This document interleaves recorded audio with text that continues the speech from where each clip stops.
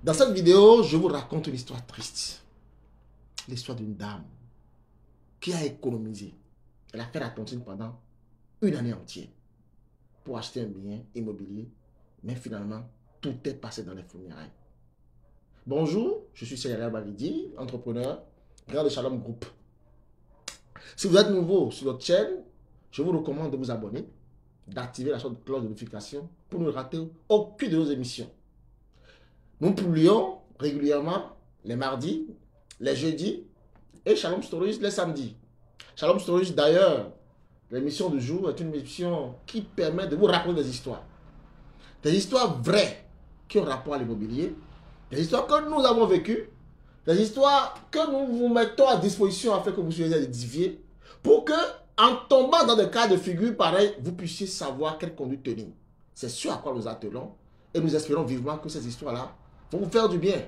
Nous vous recommandons vivement de partager ces histoires autour de vous afin que vos proches également soient édifiés et que l'immobilier cesse d'être un tabou. C'est ce à quoi Shalom s'attelle quotidiennement en vous faisant ressortir ces histoires-là, que je vous répète des histoires vraies. Je m'en rappelle encore, c'est triste. Vous vous rendez compte? Une année entière à économiser de l'argent, à économiser 2 millions de francs CFA. Et les 2 millions de francs CFA entièrement sont passés dans les funérailles. C'est l'histoire donc d'une dame qui était venue nous voir, conseiller immobilier que nous étions, il y a 10 ans en arrière, donc nous sommes en 2016, qui a émis le vœu d'acheter un terrain immobilier parce qu'elle voit nos publications partout, nos publications sur la toile. Elle était vraiment intéressée pour acheter un bien immobilier. Elle est venue dans l'effervescence pour acheter ce bien-là. Et quand elle était venue, nous avons senti qu'il fallait l'aider. En l'aidant à trouver des astuces pour pouvoir avoir le financement nécessaire pour acheter le bien. Le bien qu'elle désirait d'ailleurs était dans l'Ouémé, dans Djengbé pour s'y positionner un peu. Et le bien coûtait 2 millions 200 à l'époque. Donc, nous l'avons donné des conseils pour dire, ok, si vous n'êtes pas prêt, puisque c'est un grand domaine, on peut essayer de vous garantir bien le temps qu'on ait su que vous donnez un délai pour pouvoir le faire. Et, effectivement, quand elle a suivi nos conseils, et le moyen qu'elle avait trouvé, c'était d'aller dans une tontine, nous l'avons recommandé, elle est rentrée dans la tontine. Nous avons suivi de bout en bout cette mise pour la tontine, de bout en bout. Ça a commencé en mars, jusqu'en février. En février, cette dame-là a finalement ramassé sa tontine. Donc, elle était prête pour la tontine. De toute l'histoire jusque-là, son conseiller immobilier que j'étais pratiquement le seul à être informé d'abord de son intention d'achat, ensuite du fait qu'elle ait ramassé la tontine. Parce que chaque fois, il fait des relances. Mais je ne sais pas ce qui lui a pris. Automatiquement qu'elle a ramassé la tontine, elle est venue nous voir au bureau. On a dit, ok, puisque c'est bon maintenant, nous pouvons avancer sur la transaction. Elle a commencé par avoir peur. Elle dit, je n'ai pas encore acheté un terrain, c'est vrai, je vais l'acheter. Mais il faut que je fasse en sorte que beaucoup de personnes savent. Soit dit en passant, je travaillais dans une structure. Je ne suis pas une personne physique avec qui elle avait affaire pour qu'elle s'inquiète du fait de ne pas avoir, in fine, son terrain, puisqu'il y avait des garanties que nous leur apportons à l'époque. Donc, elle est allée informer la famille. Elle a informé sa mère, elle a informé une cousine, elle a informé son mari. Tous étaient informés et il fallait maintenant attendre un rendez-vous pour que elle vienne avec son mari, donc dans nos bureaux, pour pouvoir décider de comment ça va se passer. L'argent étant sur elle. J'ai recommandé à cette dame-là à l'époque, quand elle m'a vu avant qu'on fasse le rendez-vous, madame, si vous êtes prête pour pouvoir acquérir ce bien-là, puisque je savais que des questions qui concernent la réalisation en général, acheter une voiture, construire une maison, démarrer un fonds de commerce, passer un diplôme, trouver un emploi, bref, tout ce qui concerne les relations de l'homme sont poursuivis, sont combattus par ce qu'on appelle le non-accomplissement. Peut-être que vous-même qui m'écoutez aujourd'hui, vous avez déjà entrepris des choses, vous avez gardé le silence, vous avez espéré de vos voeux, faire certaines réalisations, mais vous n'êtes jamais parvenu. Vous n'êtes pas parvenu parce que vous avez peut-être tellement empêché par ce qu'on appelle le non-accomplissement. Donc, ce n'est pas des choses pour lesquelles on espère le faire et on le fait facilement. Encore que, nous ne l'oublions pas, dans un contexte africain où nous sommes, ce n'est pas tout facile, ce n'est pas souvent aisé de le faire. Donc, tout le monde peut rencontrer cette difficulté-là, et tout le monde sait de quoi je parle. Donc, elle a commencé par tourner en rond, une semaine est passée, et nous rentrons finalement dans la deuxième semaine. Au cours de la deuxième semaine, elle m'apprend que sa belle-mère était décédée. Waouh! La belle-mère est partie. Elle m'appelle. Ah, comment on va faire maintenant? La belle-mère est décédée. Bon, voilà.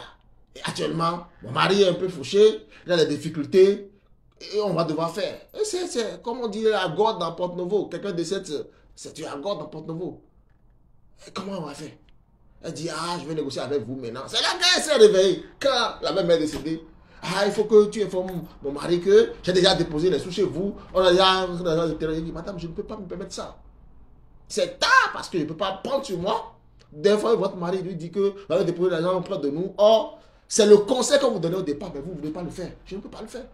Parce que votre mari est au courant, votre mère est au courant, votre cousine est au courant que vous voulez acheter un terrain auprès de nous et que vous n'êtes pas engagé, qu'on attendait un rendez-vous. Pour que vous veniez peut-être ensemble, avec votre mari, avec votre cousine, avec qui vous voulez, pour que nous puissions faire les choses comme vous l'avez souhaité. Donc, je ne pouvais pas.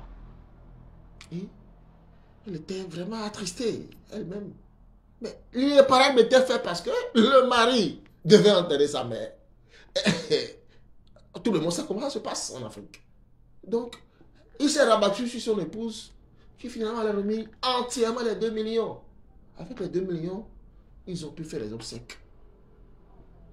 Ah bien, on dira, bon, on rend grâce à Dieu. Mais je ne suis pas convaincu que Dieu veuille toujours que les choses passent comme ça. Si elle a avancé sur son projet d'acquisition immobilière, on trouvera l'argent pour enterrer le parent ou la parente qui est décédée. Forcément, on trouvera l'argent. Mais c'est parce que ce n'est pas fait et que l'argent est disponible là que ça s'est passé comme ça.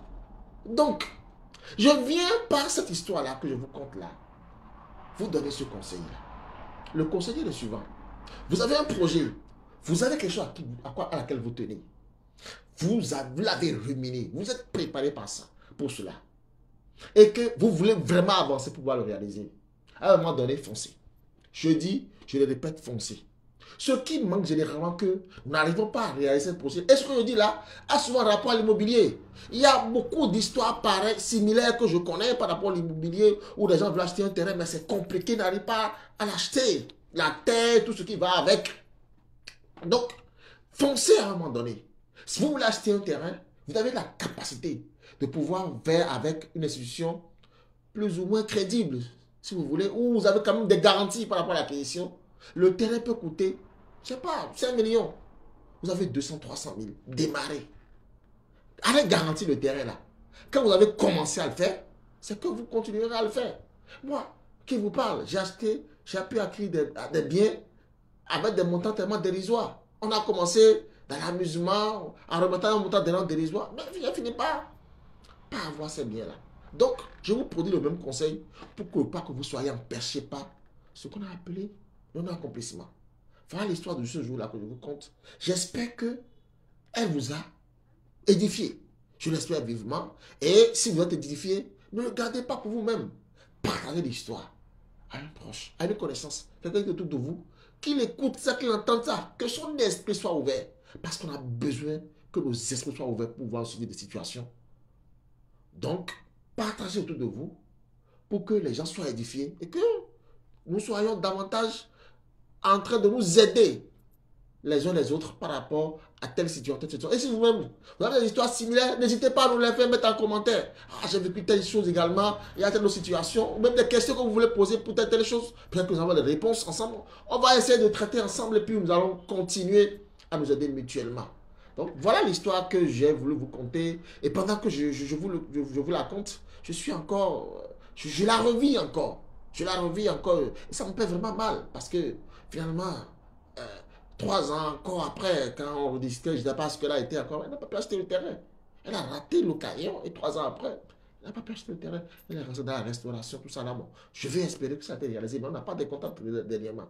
C'est une histoire qui m'avait véritablement touché à l'époque. Et je me suis dit, ça, je ne garde pas pour moi seul. Je la partage avec vous. Je vous remercie À très bientôt encore pour d'autres histoires. Nous avons plein d'histoires comme ça qu'on partageons avec vous. Je vous remercie, portez-vous bien. Ciao, ciao.